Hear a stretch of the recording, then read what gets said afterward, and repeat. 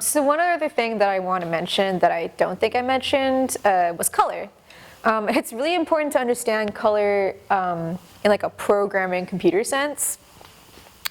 So as you know, pixels are light and they're much different from how you perceive like, I guess like color in paint. So there's two things, there's subtractive color and there's additive color. And I guess I'll show these on the board as I'm talking about it. With additive color, if you put all the colors together, it becomes like white because it's light, like making more light basically. And with like subtractive color, think of like your painting classes or like your color theory classes where they just make you sit down and like paint a bunch of colors and mix them up and it becomes like this ugly brown black. That's subtractive color and it's different from like pure light.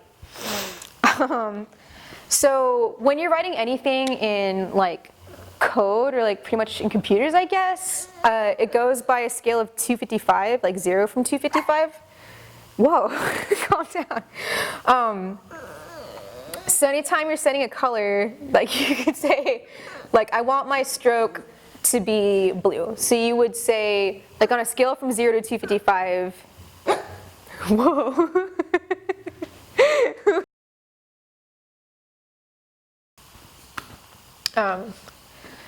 Okay, so snack crisis is averted. We no longer have a hungry student in here. I can continue talking about color. So say you wanted a blue line. So it's important to remember RGB when kind of like partitioning colors in your compositions or whatever, like your drawings.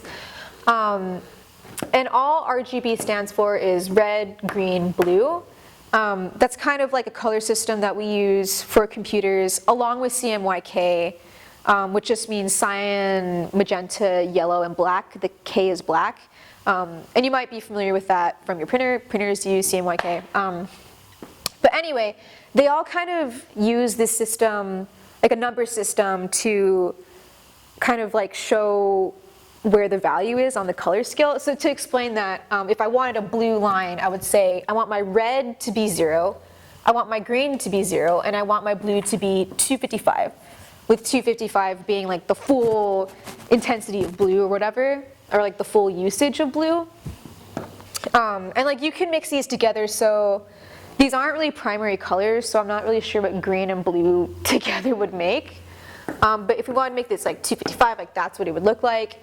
So I mean, like there's like different ways of approaching stroke color. So anyway, that's just saying like what color you want your thing to be, and then you want to say like, oh, but I want this to be a line at like this coordinate, like xy, like 10, 10, 50, 50.